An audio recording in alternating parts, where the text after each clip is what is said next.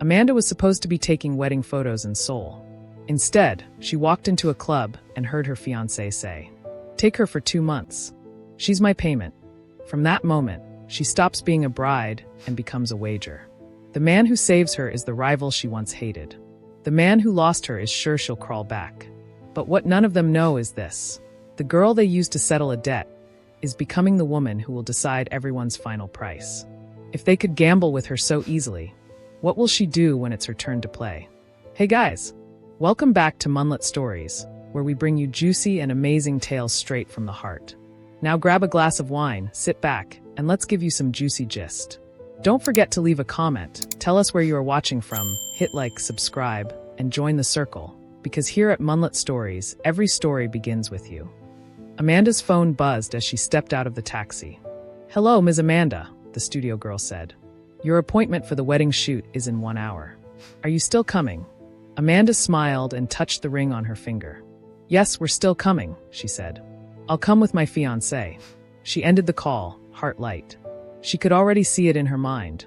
Her in a gown, Derek beside her, smiling for the camera. 3 years together. Today felt like the start of forever. She walked into the club Derek liked, heading straight for the VIP area. The bouncer knew her face and let her pass. Music and loud voices filled the hall, but she moved fast. There was no time to waste. She pushed the door to the private lounge and stepped in. "Babe, today is supposed to be our wed." The words died in her throat. Derek was on the sofa, and a woman was sitting right beside him, almost in his arms. Korean, beautiful, with long hair and shy eyes Amanda had never seen before. Derek's hand was around the woman's shoulder, like it was the most natural thing in the world. Amanda froze. "Derek," she said. "What's going on?" He looked up at her. No smile. No warmth. Just a cold, flat face she did not recognize. "Amanda," she tried again, forcing a small laugh. "Today is supposed to be our wedding shoot. The studio just called. I told them we're coming." Derek sighed like she was disturbing him. "Go with Patrick," he said. "It's just for 2 months. After that, we can continue our plans." Amanda blinked. She thought she heard wrong.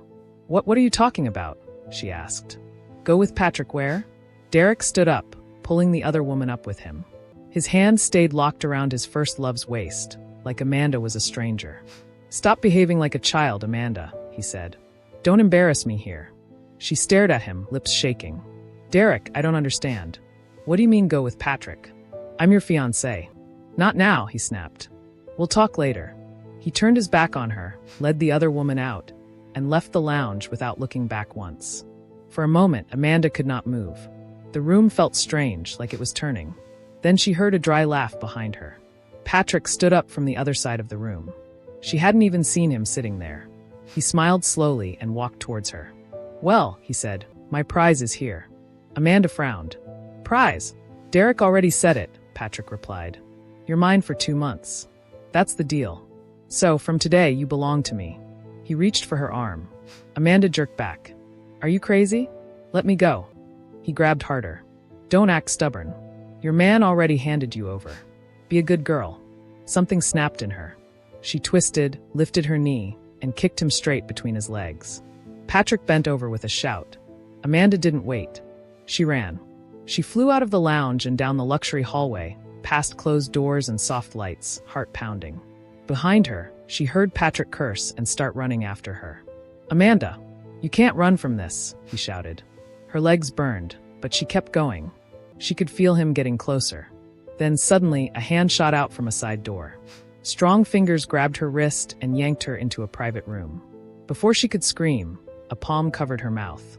Amanda spun, ready to fight, but stopped when she saw his face. Han Minjun, her old rival from school. The Korean boy she had fought for first position, exam after exam. His eyes were steady, serious. He pressed a finger to his lips, telling her not to make a sound. Outside, Patrick's footsteps rushed past. "Amanda, where are you?" he shouted, voice echoing down the hallway. He searched, confused, opening doors, then slamming them. But he didn't find her. After a while, his angry footsteps faded away. In the silence, Minjun slowly lowered his hand from Amanda's mouth. She finally let herself breathe, sharp, shaky, and full of pain. For a moment, Amanda and Minjun just stared at each other. His hand was still half raised, as if ready to cover her mouth again. Her back was against the door. Her chest rose and fell too fast. "Amanda," he said at last. "You." His voice was deeper than she remembered, but the tone was the same, calm, slightly annoyed, like she had disturbed his study time again. She swallowed. "Let me go," she whispered. "I need to leave." "You're welcome," he replied dryly. "I just saved you from that idiot shouting your name in the hallway." She pushed his hand fully away. "I didn't ask you to save me." "There it is," he said. "Same Amanda. Always ungrateful." She frowned. Same Minjun. Always full of himself. For a second, it almost felt like they were back in school. Two teenagers in Seoul, always fighting for first place. His red pen, her blue pen. His name on the top of the board one week, hers the next. Arguments about who deserved the higher score. But that was years ago. Now she was standing in a private club room, engagement ring gone, heart in pieces, breath shaky. He was in a fitted shirt, sleeves rolled up, looking like a man who had never lost control of anything in his life. Minjun's eyes narrowed as he looked at her properly. Her lipstick was smudged. Her hands were trembling. Her eyes were too bright. "Amanda," he said slowly, "why was that guy chasing you like that?" "It's nothing," she said quickly. "Just leave it." "Nothing," he repeated. "So you now run through hallways like a hunted rabbit for exercise?" She bit her lip. "I said I'm fine." He stepped closer. "Don't lie to me," he said. "Even when we hated each other in school, I knew when you were bluffing. You're shaking." She looked down and saw it too. Her fingers would not stay still. Minjun noticed something else. "Where is your ring?" he asked. Her hand moved to her bare finger before she could stop it. "Did he take it?" Minjun asked. "Or did you throw it away?" Amanda let out a small, broken laugh. "Wow, you haven't seen me in years and still want gist." "I want the truth," he said. "Who is Patrick? Why is he calling you his prize?" The word prize hit her again. She leaned back against the door and closed her eyes for a second. "Derek bet me," she said quietly. Minjun blinked. "What?" "Derek," she repeated. "My fiancé. He lost money to Patrick. To clear the debt, he told me to go with Patrick for 2 months. He said after that, we can continue our wedding plans." Her voice shook on the last words. Minjun just stared at her. "You're joking." "I wish I was." "What kind of man bets his fiancé?" he asked, voice low. She gave a weak smile. "Apparently, the one I said yes to." Anger flashed in his eyes, sharp and clean. "That's why he was chasing you?" Minjun asked. "He thinks you belong to him for 2 months?" "Yes," she said. "But I'm not going anywhere with him." He ran a hand through his hair, trying to process everything. "Amanda, you can't just walk out there alone," he said. "Patrick is still around. He'll look for you again." "I'll manage," she said. "I just need to reach the exit." "No," Minjun replied. "You're not managing anything. Not today." She lifted her head. "Since when do you care?" He met her eyes. "Since the idiot you chose thinks you're a chip on a table," he said. "You're staying here until I figure this out. Then you'll tell me everything from the start." She opened her mouth to argue, but his face was set. For the first time that night, she felt something apart from pain and shame. She felt safe, even if she didn't trust it yet. Amanda sat on the edge of the sofa in Minjun's private room, hands locked together. He had ordered juice and water, but she hadn't touched anything. "Tell me the rest," Minjun said. She told him everything. The call from the studio, her entering the club, seeing Derek with his first love, the cold look, the line about going with Patrick for 2 months, the way he held another woman while talking about her like a favor he could borrow out. By the time she finished, Minjun's jaw was tight. "So what now?" he asked. Amanda stared at the floor. "I need to hear him say it to my face," she said. "I need to know I didn't imagine all this." Minjun shook his head. "You still want to talk to him?" "I have to," she replied. "After that, I decide what to do with my life." He was quiet for a moment. "I'll walk you there," he said. "I don't trust Patrick." "I don't need." "Amanda," he cut in. "This is not debate club. Let's go." They stepped out together. The hallway was calm now. No sign of Patrick. They moved back to the main lounge where Derek usually stayed. Derek was there, drink in hand, talking with 2 guys. His first love was gone. When he saw Amanda, he rolled his eyes slightly, like she was an interruption. "Amanda," he said. "You're still here?" She didn't answer his question. "We need to talk," she said. He glanced at Minjun, then at her. "Talk about what?" "You made a scene and ran off." "That was childish, by the way." Her voice shook, but she held herself. Derek, did you bet me to Patrick or not? Derek laughed. Oh please, he said. Is that what this is about? You heard something and now you're overreacting. Answer me, she said. Did you tell Patrick I should go with him for 2 months to cover your debt? He shrugged. I was under pressure. It was just talk. A joke. Patrick knows I'm not serious. Amanda stared at him. He chased me down the hallway. He said I'm his prize. Derek waved it off. Patrick likes drama. You should know him by now. Instead of running and kicking people, you should go and apologize to him. Apologize, she repeated. For what? For embarrassing him, Derek said. You slapped him, right? You should say sorry. He won't touch you. I know Patrick. He wouldn't do anything. You're making noise over nothing. Nothing. The word echoed in her chest. You bet me, she said again slower. And you're more worried about his feelings than mine? Derek sighed like he was tired. Amanda, stop. I lost a lot of money tonight. I'm stressed. Don't add to it. Go home. Calm down. Tomorrow we can go for the shoot and continue our plans. Amanda looked at him and saw it clearly. There was no fear of losing her in his eyes. No shame. No respect. In that moment, the engagement ended in her heart. She took the ring off and placed it on the table between them. There's nothing to continue, she said quietly. You don't see me as a person. You see me as something you can bet and collect back. I'm done, Derek. He frowned. You're being dramatic. You'll come back when you calm down. No, she said. I won't. She turned and walked away. This time she didn't run. She just walked, each step heavy but sure. Minjun was waiting near the door. He had seen enough from a distance to understand. So, he asked. It's over, she said. And it was never real in the first place. They left the club together. Outside, Amanda leaned against a wall and finally let out a long breath. I have no idea what to do next, she said. Patrick thinks I belong to him. Derek thinks I'll come back. My name is inside their mess.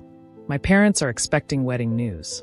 My editor already approved my leave for the honeymoon I will not have. She laughed, but there was no joy in it. Minjun crossed his arms. You'll figure something out. She looked at him. An old thought brushed her mind, then came back stronger. Actually, she said slowly, maybe I already have. He raised a brow. What are you planning now, Amanda? You said your family is disturbing you to marry, she replied. They want you to settle down. They want a wife they can see in Seoul. So, he said. So, she continued, voice low but firm. What if we help each other? You need a wife on paper. I need a shield and a clean break. Let's sign a contract. We marry, but it's business. He stared at her like she had grown a second head. Amanda, I'm serious, Minjun, she said. No romance. No storybook nonsense. Just a contract marriage. You get peace from your family. I get protection from those two fools and time to rebuild my life. For a long moment, he said nothing. Old rival. New problem. And now a crazy offer. Minjun exhaled slowly. Only you, he murmured, would turn a broken engagement into a business proposal. Minjun kept staring at her, like he was trying to check if she was joking or not. You want to marry me, he said at last. Just like that. Amanda folded her arms. Relax. I didn't say fall in love with me. I said marry me on paper. Great. That sounds so much better, he replied. She ignored the sarcasm. Your family gets what they want. My ex and his foolish friends see that I've moved on. Everybody will leave me alone. And what do I get, he asked, apart from peace and drama? A wife your mother can see, Amanda said. Someone to stand beside you in public, at family events, business dinners. I know how to behave. I'm not going to embarrass you. He sighed. You really thought this through. I thought through the part where I don't become a man's payment, she said quietly. This is my best option right now. He went silent for a moment. Then he pulled out his phone. He said when his mother picked. I've decided. Amanda watched his face. Yes, he said into the phone. I'll marry. I've already met someone. She's Nigerian. Her name is Amanda. She lives in Seoul. Amanda couldn't hear the other side, but she heard the sharp rise in his mother's voice, the rush of questions, the excitement. Yes, she's serious, he said. We'll register soon. He ended the call and looked at Amanda. She already loves you, he said. She hasn't met you yet. Amanda smiled weakly. Mothers like me. I'm polite. He shook his head. Let's set the terms before my life disappears. They sat at a small table in a cafe near the registry office the next day. Amanda brought out a small notebook. Rule 1, she said. We marry on paper only. No pressure to fall in love, no fake romance in the house. Fine, Minjun said. Rule 2, we don't control each other's private life. If you want to work late, travel, meet friends, that's your business. Same for me. Good, she said. Rule 3, if either of us finds true love, we separate peacefully. No drama. No begging. Rule 4, he added. Until that happens, we stand by each other in public. No one must see cracks. We smile, we hold hands if needed, we show a united front. She hesitated, then nodded. Okay, that one too. They wrote it all down, signed under the list like a small contract, and looked at each other. This is crazy, Amanda said. Completely, Minjun agreed. Let's do it. At the civil office, everything moved fast. Forms, IDs, signatures, a quick official statement, 2 stamps. Just like that, Amanda went from engaged to Derek to wife of Han Minjun. Afterwards, they went to a simple studio for photos. Nothing fancy, just a white dress from the rack, a dark suit for him, and a photographer who was too happy to see an interracial couple. Stand closer, the photographer said. Pretend you actually like each other. We don't have to pretend, Minjun said under his breath. Amanda looked up, surprised, but he was already facing the camera. The photos came out well. Too well. Smiles that looked real. Eyes that showed more than agreement. The studio posted one of the pictures on their social media page. Beautiful Nigerian, Korean couple registered today. Love wins in Seoul. By evening, the image had been shared again and again. Friends tagged friends. Some people from the magazine saw it. Someone who knew Derek saw it too. In a noisy bar across the city, Derek's phone lit up. A friend shoved it in his hand. Guy, see this. Derek looked at the screen and almost dropped the phone. Amanda, in a wedding dress, standing beside a Korean man in a suit. Hand on his arm, head slightly tilted towards him. Married. Derek's face darkened. What rubbish is this? He snapped. He zoomed in on the picture like the phone was lying. Amanda, he muttered. You actually did it. The next morning, Amanda woke up to missed calls on her phone. Most were from unknown numbers. One was from Minjun. She called him back. You're trending, he said as soon as he picked. What? She asked. Our photo, he replied. The studio posted it. People are sharing it everywhere. Amanda sat up. My office will see it. They have already seen it, he said. My mother too. Her heart jumped. And what did she say? He sighed. She said, bring her home today. Amanda swallowed. Today? Today, he repeated. Get ready, Amanda. You're meeting my mom. Mrs. Han turned out to be smaller than Amanda expected, but with a strong voice. She hugged Amanda the moment she entered the Han apartment. Ah, so beautiful, Mrs. Han said, looking her up and down. Amanda, right? I am Minjun's mother. Call me Amma. Amanda smiled. Yes, Ma. Thank you. You speak so politely, Mrs. Han said, pleased. I like you already. They sat together. Mrs. Han asked about Nigeria, Amanda's work, her family. Amanda answered simply. Each answer seemed to make the older woman happier. You're a journalist? Mrs. Han said. Smart and hardworking. Good. My son needs someone that can challenge him. Minjun, who was leaning against the wall, coughed. Amma. Mrs. Han ignored him and held Amanda's hand. Now that you two are registered, we must plan a proper wedding, she said. Not just papers. Family, friends, hotel, food. Everyone must know you are my son's wife. Amanda's eyes widened. A wedding so soon? Mrs. Han nodded. Of course. I already waited too long for Minjun. We will book a hotel in Seoul. 1 month from now is fine. You can manage, right? Amanda glanced at Minjun. He met her eyes, then gave a small nod. Yes, Ma, Amanda said softly. We can manage. The month moved faster than Amanda expected. Between work, fittings, and family calls to Nigeria, her days were full. Some friends from the magazine teased her. Some smiled with genuine joy. A few still whispered about the speed, but she ignored them. On the wedding day, the hall in the Seoul hotel was full of people. Korean family on one side, Nigerian and international friends on the other. Cameras flashed as Amanda stood by the entrance in her gown, her heart beating fast. Minjun walked up to her in his suit. You look fine, he said. She laughed. You too. They walked down the aisle together. The ceremony started. The officiant spoke. Their mother smiled. People clapped at small jokes. Amanda tried to calm the voice in her head that kept saying, "This is not how you imagined it. But it is still your life." "Now," the officiant said, "we will proceed to the vows." Just then, the doors at the back of the hall burst open. "Amanda!" The voice cut through the music and the murmurs. "Derek!" He marched down the aisle, his tie loose, eyes wild. Some guests shifted in their seats. Cameras turned. Mrs. Han's smile faded. "Amanda," Derek said. "What are you doing?" Minjun stepped slightly in front of her. "You're disrupting a ceremony," he said calmly. "Leave." Derek ignored him. "This wedding is mine and Amanda's," he shouted. "Everyone here should know that. She's my fiancé. We already planned everything. She can't just replace me with you." Whispers filled the hall. Amanda felt every eye turn to her. "Derek, stop," she said. "You're embarrassing yourself. You think I'll let you marry him?" Derek snapped. "After everything we've been through? Amanda, let's go. These people don't know our story." He grabbed her wrist. Before she could pull away, Minjun's hand was on Derek's arm, firm. "Let her go," Minjun said. "Who are you to talk?" Derek hissed. "You stole my woman." He swung his other hand in anger. The punch was wild. Minjun pulled Amanda back, but the movement threw them off balance. Derek's fist caught Minjun at the side of his head. They stumbled against a nearby table. A glass decoration crashed to the floor. Someone screamed. Security rushed forward. Family members stood up. The hall turned chaotic. Amanda knelt beside Minjun where he had fallen. A small cut near his eyebrow bled. "I'm fine," he said through his teeth. "Check yourself." She stood up slowly and faced Derek. He was still breathing hard, chest rising and falling. "Amanda," he said, "come with me. We can fix this. Forget what happened that night. Patrick would never have touched you. It was just a joke. You know I love you." The hall went quiet. Amanda held the microphone the officiant had dropped. Her voice was steady now.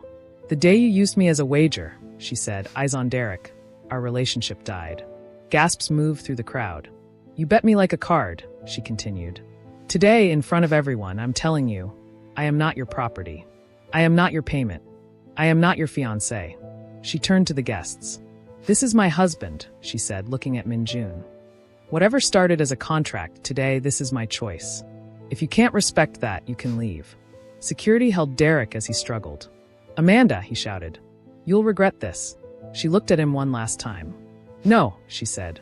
"I already regretted saying yes to a man who saw me as a bet." Then she turned away, walked back to Minjun, and offered him her hand. That night after the wedding, the hotel room was quiet. Amanda sat on the bed with a first aid kit. Minjun sat on a chair in front of her, still in his shirt, tie gone, jacket tossed aside. The small cut near his eyebrow was cleaner now, but she dabbed again with gentle fingers. "Hold still," she said. "I am holding still," he replied. "You're frowning. I was punched at my own wedding. Let me at least frown." She tried not to smile. "You didn't have to step in front of me." He looked at her. "Yes, I did." Their eyes held for a moment. Then she cleared her throat and stuck a plaster over the cut. "Done," she said. "You'll live." "Unfortunately," he muttered. But there was a small smile at the corner of his lips. A few days later, she moved into his apartment in Seoul. Her suitcase stood by the door. His place was neat, almost too neat. Books lined one wall. His work desk faced the window. The sofa looked new, like no one ever really sat there. "So," Amanda said, dropping her handbag, "we need house rules." "I agree," Minjun replied. "I don't want to wake up one day and find you rearranged my entire life." They moved to the living room like two lawyers meeting for a case.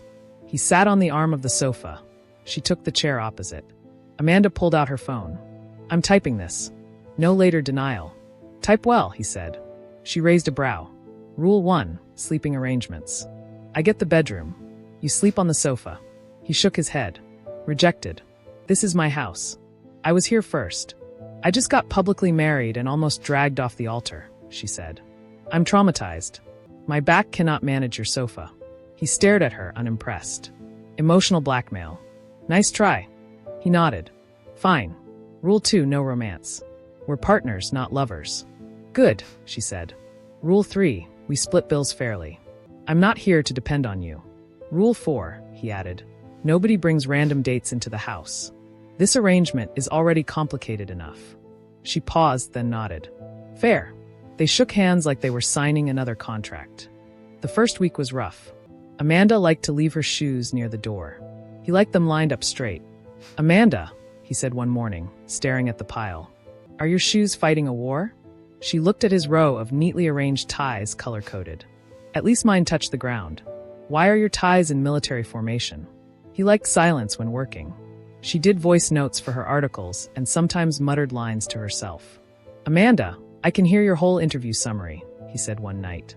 "So can the neighbors. Lower your voice." "Sorry," she said. Not everyone is a robot that types in silence. But slowly, small things began to change. One late night, she came home from the magazine, shoulders heavy. She found a pot on the stove, still warm. A sticky note on the counter read, "Eat before you sleep. HM." She tasted the food. It was simple, but it was good. She smiled without meaning to. Another day, she walked past his desk and saw him rubbing his neck, eyes red from staring at his laptop. "You'll go blind," she said. "I have deadlines," he replied. The next evening, when he came home, there was ginger tea on the table and a small bottle of eye drops beside it. "What is this?" he asked. "For your robot eyes," she said. "Use it when you're working late."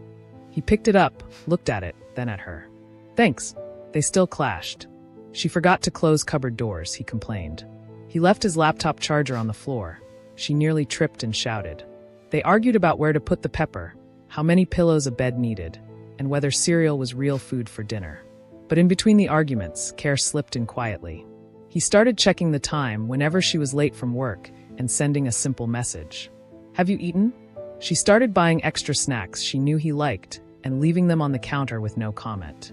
One evening, as she walked past the sofa, she saw him sleeping there, one arm over his face, still in his shirt, work files on his chest. The rules said no romance. The rules said sofa for him, bed for her. She didn't break any rule. She just covered him with a light blanket, turned off the bright light, and went back to her room. Their marriage was still fake on paper, built on a contract. But day by day, it started to feel less like a performance and more like a life. The first time Amanda suspected something was off was when she checked the calendar on the fridge. There were small notes in neat handwriting. Board meeting, 9 a.m. investor dinner. Apex HQ, product review. She had always known Min-jun was busy and important, but she thought he was just a senior manager somewhere in Seoul.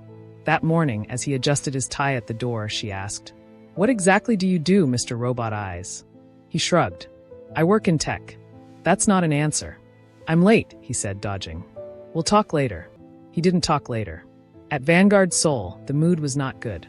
The editor-in-chief, Mr. Park, stood in front of the team with a serious face. "We need a big cover," he said. "If we don't boost sales this quarter, headquarters will cut our budget."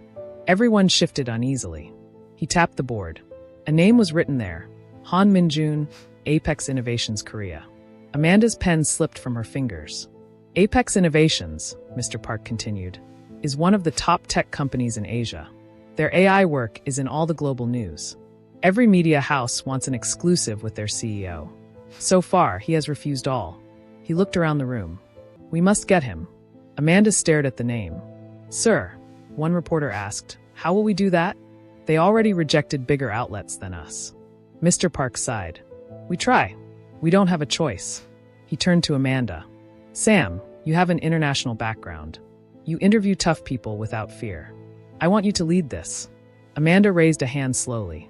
"Sir, did you say the CEO's name is Han Min-jun?" "Yes," he said. "Do you know him?" She swallowed. "Something like that." The whole office turned to look at her. "Ah, our Amanda has connections," someone teased. Mr. Park leaned forward. "If you know him, even better. We need this cover. Please do whatever you can. Be sharp, but be respectful. This could save Vanguard Seoul." That night at home, Amanda crossed her arms and stood in front of him. "So," she said, "you're just a tech guy, right?" Min-jun, who was loosening his tie, froze. "What did you hear?" "Nothing much," she replied. "Just that my so-called contract husband is the CEO of Apex Innovations Korea, and every media house in the country has been begging him for an interview." He winced. "I was going to tell you." "When?" she asked. "On our 10th anniversary?" He sighed.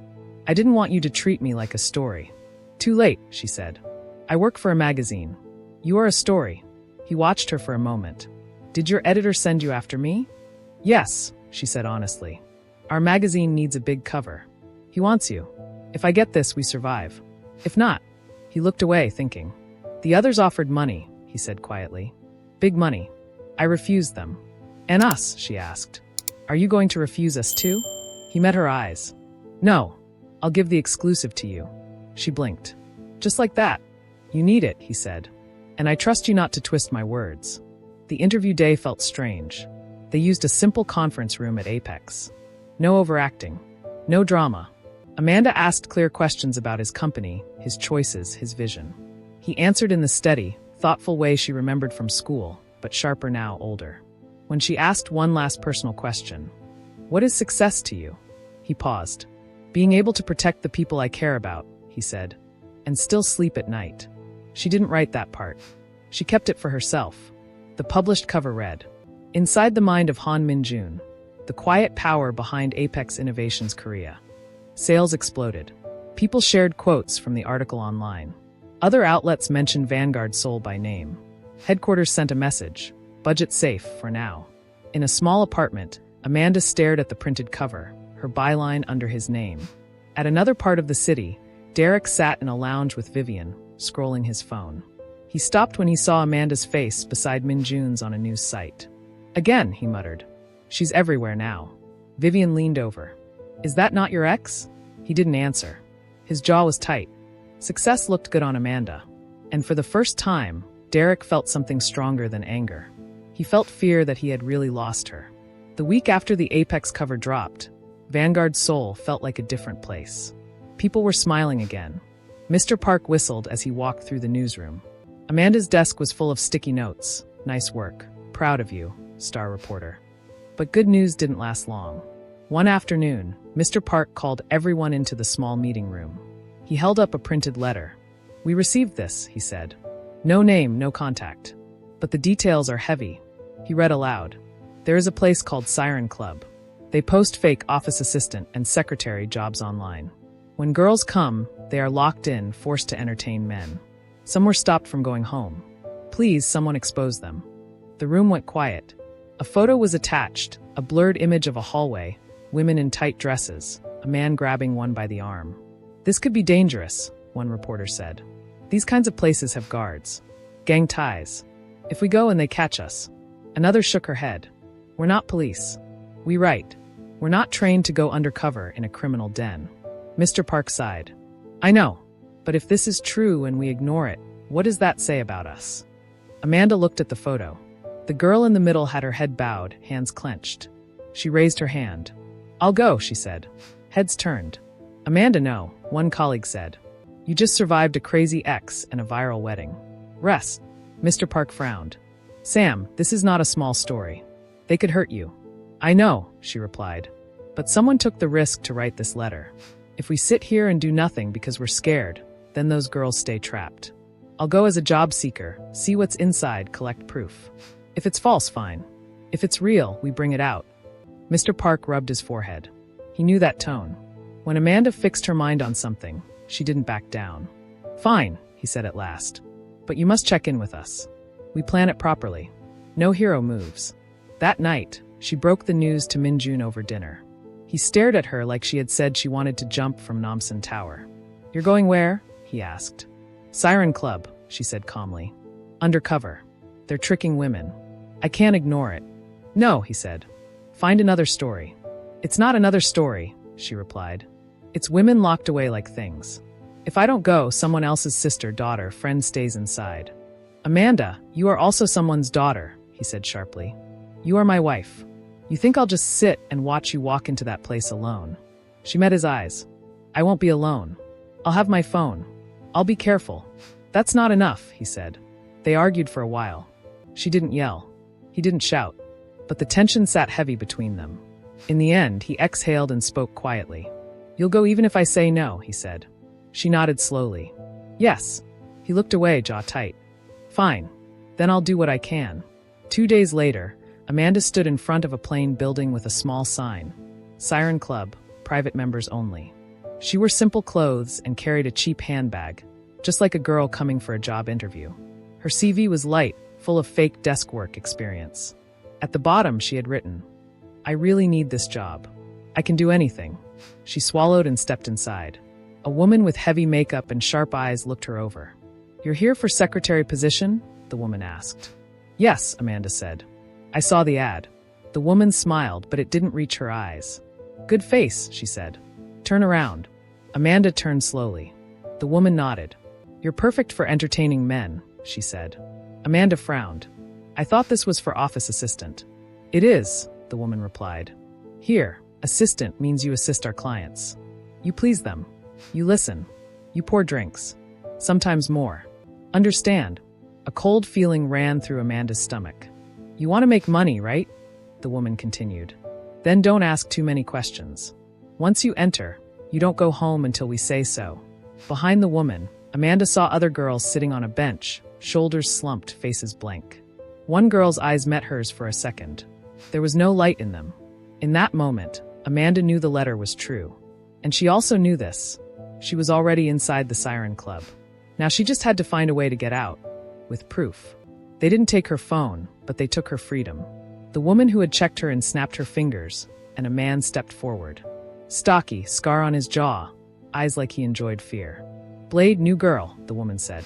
Train her. Blade looked Amanda over slowly. You'll earn well here, if you behave. He led her deeper inside, past closed doors, low music, the quiet shuffle of high heels. The farther they went, the more Amanda felt the air tighten. She pretended to be shy. Appa, I thought this was a normal office job. Blade laughed. It is in our own way. Clients are your documents. You handle them well, you get paid. You don't handle them, you suffer. He pushed a tray into her hands. Start by serving drinks. Don't get clever. While he barked orders at another girl, Amanda moved. Her necklace camera blinked once, then settled. In her pocket, her recorder was already running. She walked the corridor, memorizing faces, doors, the way guards stood at each corner. Each time she bent to place a drink, she tilted slightly, capturing hidden cameras, rough hands, blank eyes. Later, when they put her with a group of girls in a small waiting room, she sat close and whispered, Is there really no way out? One girl answered without looking up. Leaving costs money. More than we can ever earn. So you stay until your debt becomes your life. Amanda's throat tightened. Who brought you here? Job ad, the girl said. Like you. That was enough. Amanda excused herself, saying she needed the restroom. Blade allowed it with a warning. In the restroom, she locked herself in a stall and moved fast. She sent all her photos, recordings, and short notes to Vanguard Seoul's secure email. Then she sent her location to one more person. To Han Minjun. This is the place. Siren Club is real. I have proof. If anything happens. She didn't finish the sentence. She hit send. When she opened the door, Blade was waiting. His smile was gone. You're taking too long, he said. And you talk too much. He grabbed her arm hard. Let me go, Amanda said. I just came to use the toilet. Really? He asked, lifting her wrist. Then why did one of the guards see you with your phone? Her heart dropped. Someone had noticed. You're not here to work, Blade said, voice low. You're here to play hero. Undercover, right? Reporter? Police? Which one? He shoved her against the wall. You think you can save them, he hissed. You won't even save yourself. His hand moved towards her bag. In a flash, Amanda kneed him in the leg and tried to run, but he caught her again, stronger this time. Enough, he shouted. You're not leaving this place. He dragged her down the hallway. Some girls looked away.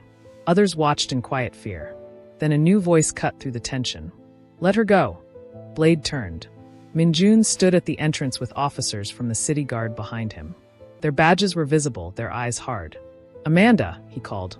Come here. Blade tightened his grip. She's not going anywhere. The closest officer spoke. We have a warrant. We received reports of illegal confinement and forced work in this club. Step aside. Chaos started. Some staff tried to run. Some pulled out weapons. The officers moved in. In the middle of the rush, Blade tried to use Amanda as a shield, dragging her backwards. Minjun didn't hesitate. He pushed past a guard, grabbed Amanda's free arm, and pulled her towards him.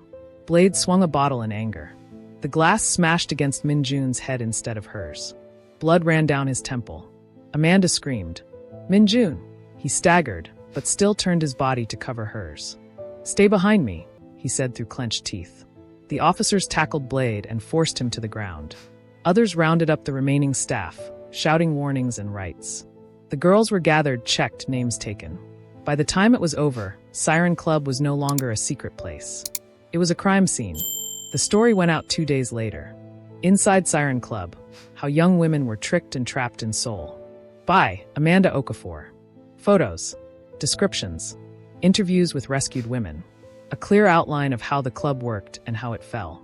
The article exploded across the country. TV shows quoted it. Online platforms reposted it. Parents shared it in family chats. The city guard publicly thanked Vanguard Seoul for their cooperation. In the newsroom, Mr. Park called everyone together. "Amanda," he said, "you risked your life and brought back the truth. Headquarters has seen the numbers. From tomorrow, you are the new head of the reporting team." The room broke into applause. Amanda bowed slightly. "Thank you, sir. I only did my job." Mr. Park shook his head. "No, you did more than that." That night, back at home, she found a fresh bandage on Minjun's head and a quiet look in his eyes. "You almost died," she said. "You almost did too," he replied.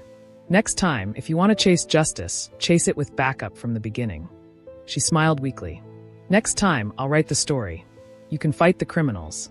He snorted. "Please. I'm a CEO, not an action star."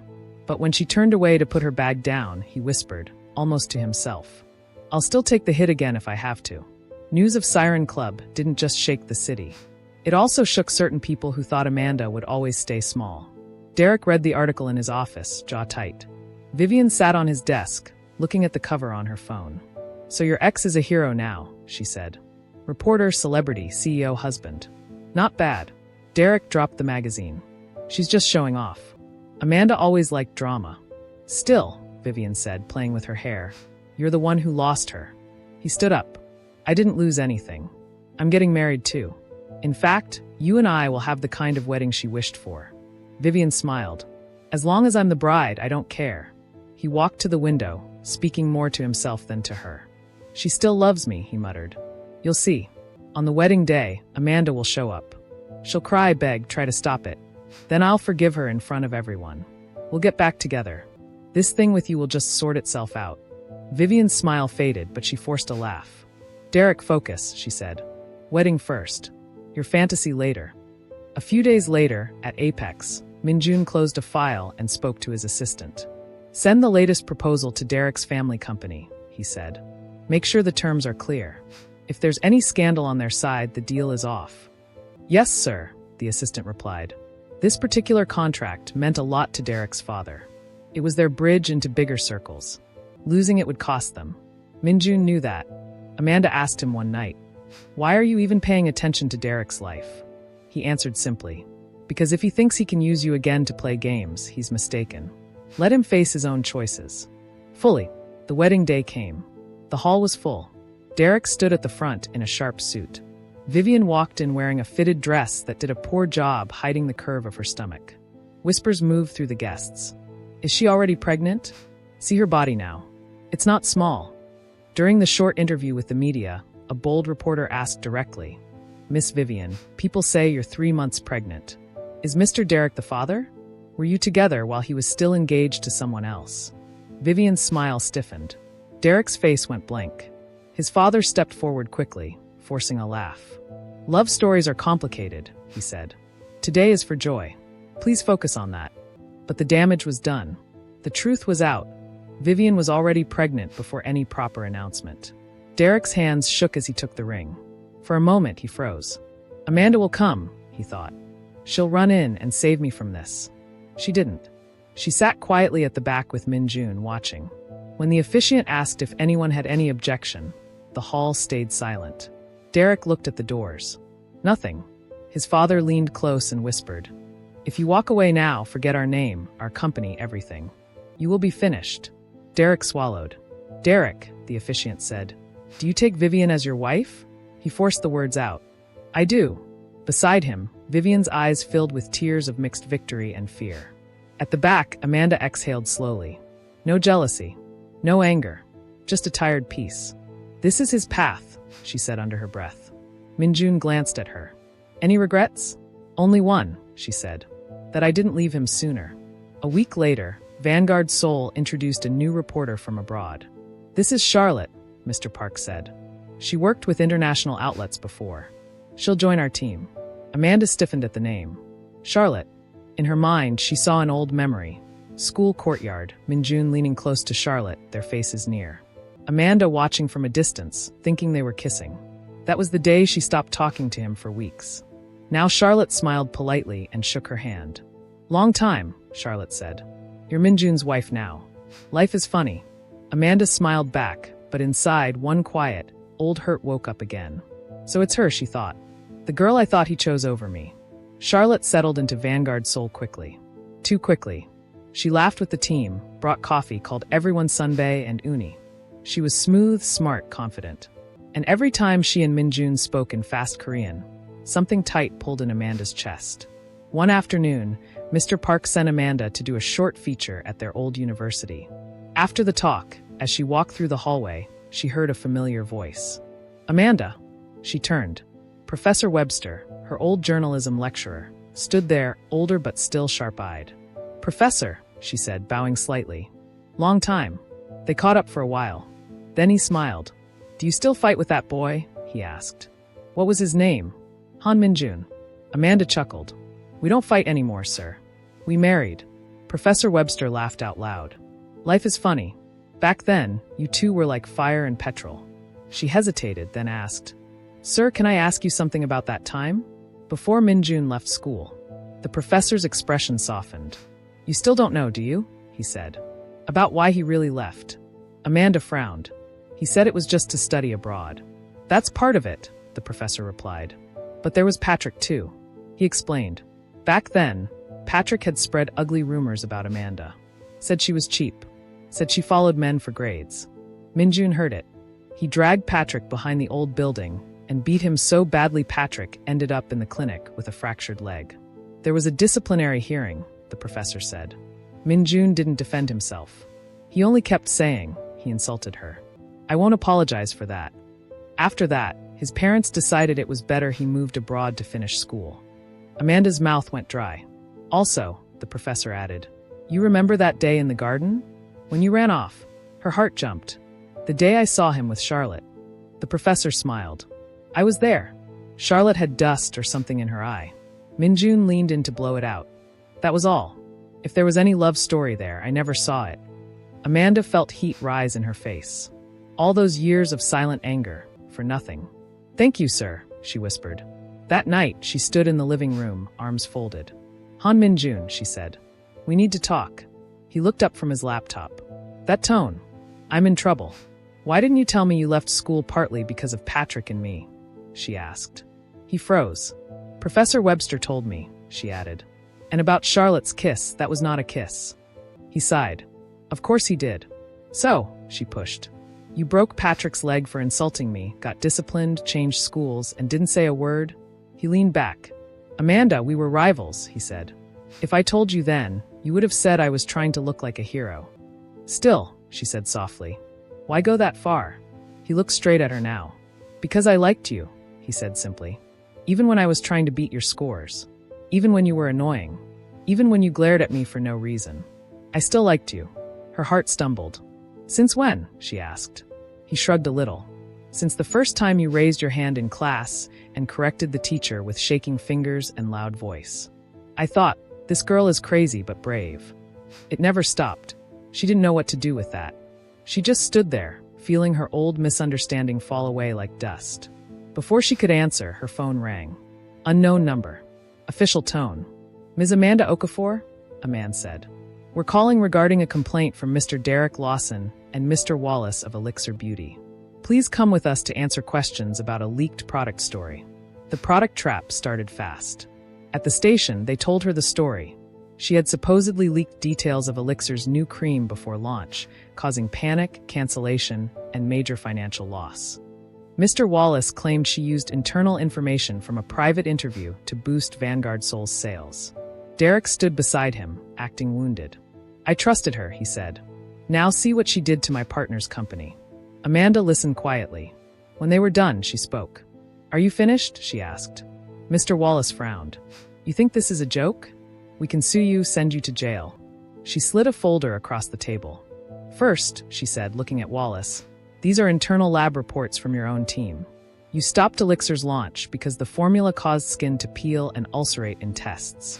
You knew it was dangerous, but you still planned to repackage and sell it later as improved. Wallace went pale. If I publish this, Amanda continued, you won't be crying about one small leak. You'll be answering why you wanted to destroy people's faces for profit. She turned to Derek. And you, she said. These are records of your father's company hiding income through fake overseas accounts. Tax officers would love to see this, especially with Apex watching your every move. Derek's face twisted. You investigated me? After Siren Club and your bet? She replied. You think I'd walk blind again? She folded her arms. I'm not the one who should be scared here, she said. Either you both withdraw your complaint and pay a settlement for defamation and stress, or I send all this to the city guard and every major outlet in Seoul.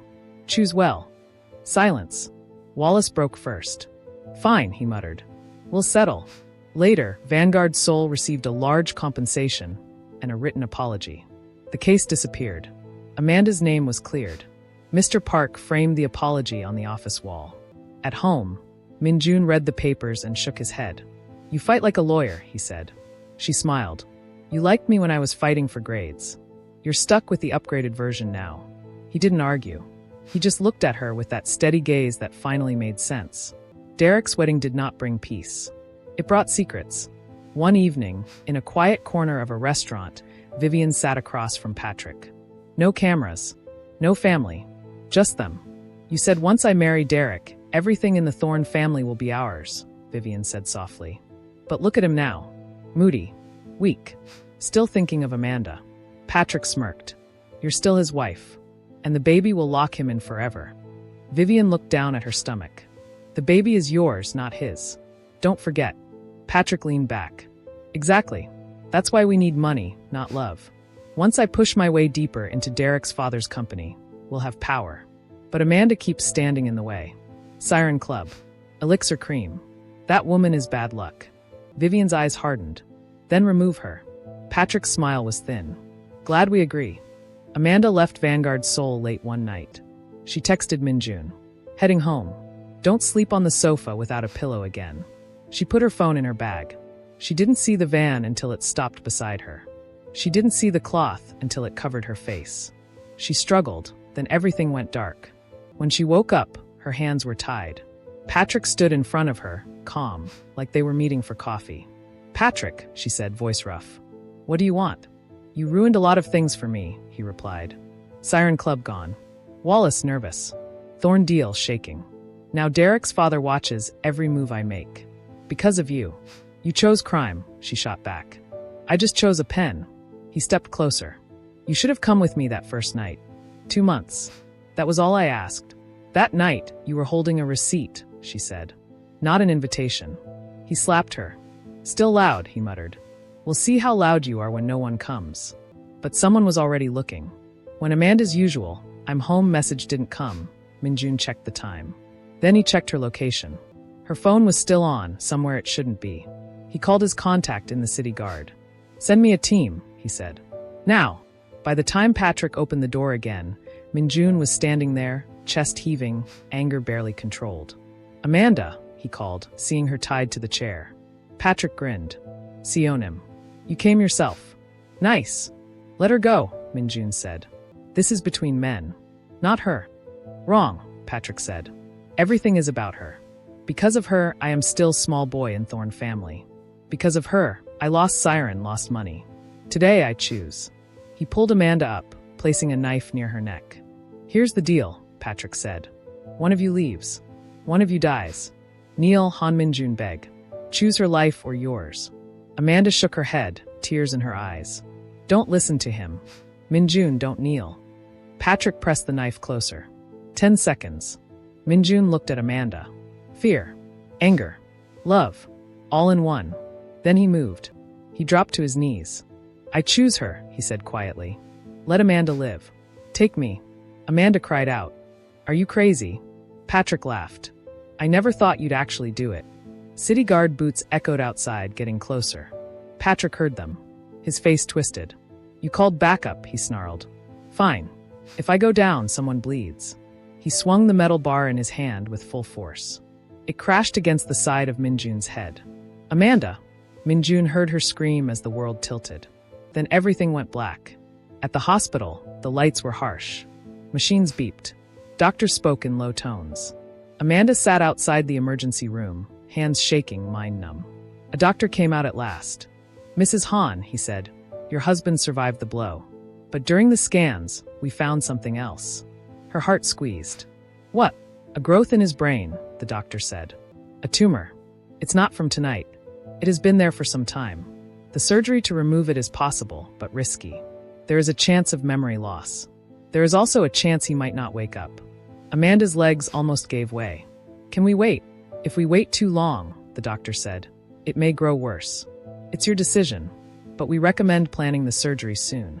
While she cried in the hallway, Minjun lay in a silent room, awake but still. He stared at the ceiling, listening to the doctor's words in his own head. Tumor. Risk. May not wake up. Later, when Amanda went home to shower and change, his lawyer came. On the bedside table, document after document waited. "I want every asset under my name moved to Amanda," Minjun said quietly. "Shares, properties, accounts. Everything." The lawyer hesitated. "Are you sure? This is your entire portfolio." "She married me when I was just a stressed tech guy," he said. "If this surgery goes wrong, she should not suffer. I want her safe." He signed each page without looking back. If this was the end, he wanted one thing clear. Whether she knew it or not, everything he had was already hers. The day of the surgery, Amanda felt like time had stopped. She paced the hospital corridor, hands clenched around Minjun's ring. Hours passed. Nurses went in and out. Every sound made her jump. At last, the doctor came out. "Mrs. Han," he said, tired but calm. "The surgery was successful. We removed the tumor. But like we warned, his memory may be confused for a while. Please be patient with him." "Patient." She nodded, even though her legs were weak. When they finally let her into the room, Minjun lay there, pale but breathing. Machines beeped softly. She moved closer. "Minjun," she whispered, touching his hand. "It's me. Amanda." His eyes opened slowly. They focused on the ceiling first, then moved to her face. For a second, something warm flashed there, then vanished. "Who are you?" he asked. Her heart dropped. "It's me. Your wife." He frowned. "Wife," he repeated. "No, that can't be right. I only have one woman in my heart." The door opened. Charlotte stepped in, carrying fruit and flowers. "Jules," she said softly. "You're awake." His eyes lit up. "Charlotte," he said. "You came. Of course you're my girlfriend." The words cut Amanda like a knife. Charlotte turned to her with a gentle, fake sorry smile. "Amanda SSI, the doctor said he may only remember people from his life abroad. Please don't take it to heart." Amanda couldn't speak. Later that day, when they were alone, Minjun looked at her with that same distant face. "Reporter Amanda," he said quietly. "I heard we got married?" She swallowed. "Yes, we did." He sighed. "I'm sorry. I don't remember any of that. All I remember is Charlotte. We lived and worked together for years. She is the one I love. Maybe I married you out of guilt or pressure. But this isn't fair to you or to her." She stared at him. "So what are you saying?" "I want a divorce," he said. "Our marriage feels like a mistake now. I don't want to keep you tied to someone who doesn't love you." The words were calm, but each one landed like a slap. Amanda held her head high. "You don't have to worry," she said. "I won't beg to stay where I'm not wanted." He slid a file towards her. Divorce papers. He had prepared them already. Her hands trembled as she signed. She placed the ring beside the file. "Thank you for saving my life," she said quietly. "And for the time we did share, even if you don't remember it." She walked out of the hospital room without looking back. The rumors started soon after. Anonymous posts, whispered comments, slanted gossip articles. They said Amanda used Minjun to climb, that she trapped him in a contract marriage just to get the Apex cover, that she slept with sources, leaked Elixir secrets, betrayed Derek, broke Vivian's home. The pattern was clear. Charlotte fed soft confessions to friendly bloggers. Derek passed old photos and edited messages. Together, they tried to paint Amanda as an ambitious woman who destroyed men for stories. For a few days, the noise online was loud. But Amanda was not the same woman who once cried outside a club hall. She gathered her proof. Original recordings from the Elixir case, showing Wallace admitting the cream was dangerous. Emails of Derek and Wallace planning to frame her. Legal documents from Apex stating clearly that all interviews were requested by them, not forced. Internal messages from Vanguard Seoul, showing how often she turned down easy scandal stories for real investigations. Then she wrote, "Not gossip, not anger. A clean, sharp article. When women say no, how rumors are used to punish them in Seoul's corporate and media circles." By Amanda Okafor. She didn't mention names directly. She didn't have to. She laid out patterns, timelines, screenshots with blurred identities but clear facts. People joined the dots themselves. Mr. Park backed her publicly. The city guard quietly warned certain bloggers about defamation. Apex Legal sent a statement supporting her professionalism. Slowly, the noise changed. Wait, she was the one who exposed Siren Club. She turned down money and still told the truth. These men keep lying. She keeps proving them wrong. Amanda walked into the office one morning to find her team waiting with coffee and quiet smiles. "We trust you, Chief," one reporter said. "They can talk. We've seen your work." Her heart was still cracked from the amnesia and divorce. But at least one thing was steady. Her name was hers again, and no rumor could take that away. The noise online finally slowed, but trouble was still moving in the background. Vivian's life after the wedding was not the fairy tale she imagined. Derek stopped pretending. At home, he barely spoke to her. He stayed out late, ignored her messages, and complained about everything. The Thorn deal with Apex was hanging by a thread, and his father blamed him for every crack. One evening, Vivian looked at her reflection for a long time. No ring could hide the fear in her eyes. No designer dress could hide the fact that the baby in her stomach did not belong to her husband. Patrick's baby. Now Patrick was in prison for Siren Club and the kidnap case. With him gone, Vivian felt the ground under her own feet shaking. "If I can't have a good life," she muttered, "none of you will." A few days later, she called Derek. "Let's talk," she said. "One last time. No drama. Just peace." He was tired and angry, but he went. They met in a quiet lounge. Vivian poured drinks herself. Her hand shook only once. "To what?" Derek asked. "To the end of foolishness," she said with a small smile. "Drink. Let's forget our fights for one night." He took a sip. It was bitter, but he didn't care. They talked in circles. She cried, then laughed, then reminded him of promises he made when they were both younger and more selfish. After a while, his head grew heavy. His vision blurred. "What did you give me?" he asked. Vivian's eyes were bright and strange. "Poison," she said softly. "I lost everything. Now you will lose everything too." She finished her own glass in one long swallow. By the time staff found them, it was too late for her. Vivian died on the way to the hospital. Derek survived, but he did not wake up. The doctors said he was alive, but his mind was far away. A vegetative state. No speech, no movement, only breath. When Amanda heard, she went to see him once. He lay on the bed, eyes half open, staring at nothing. She stood at the foot of the bed, hands by her sides. "Derek," she said quietly, "I once thought I would build a life with you. Simple things. Work, family, laughter." She shook her head. "But you used me as a bet. You chose pride over truth. You let lies grow until they destroyed everyone around you." She looked at him one last time. "Now, when I remember you, it won't be as the one that got away. It will be as a warning. A man who played with people's lives until his own stopped moving." She turned and walked out. She never went back.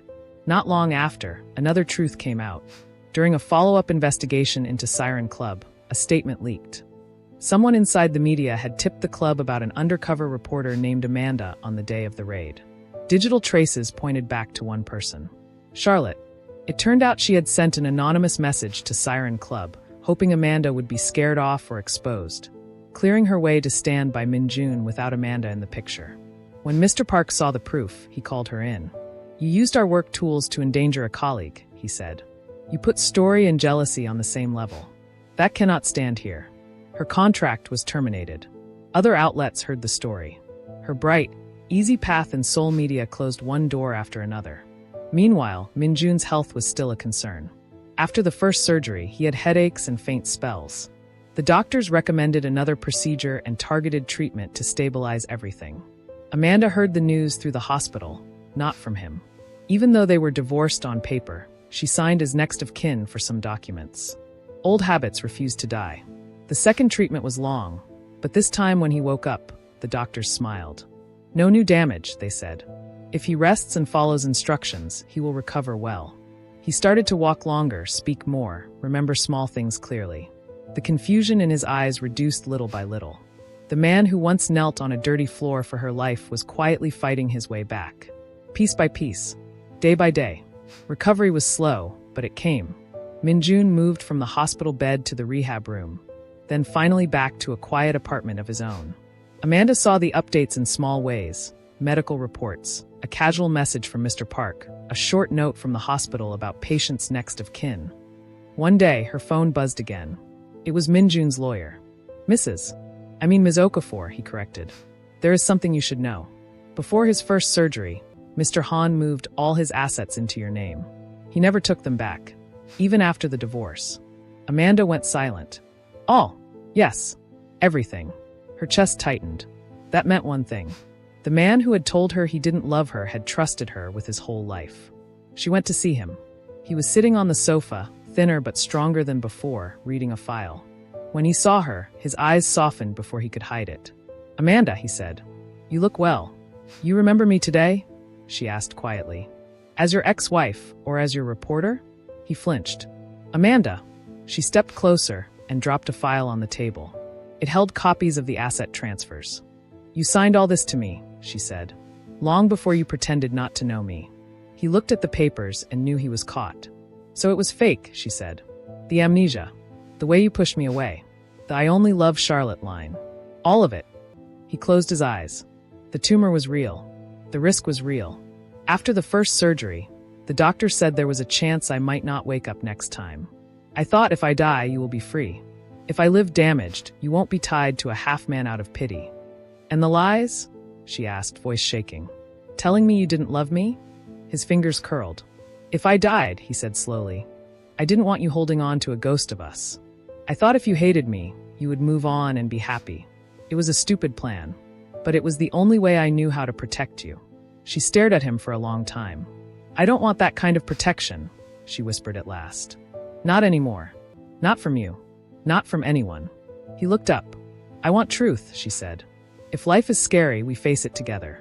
If sickness comes, we carry it together. I don't want to be set free by lies. I want a real life.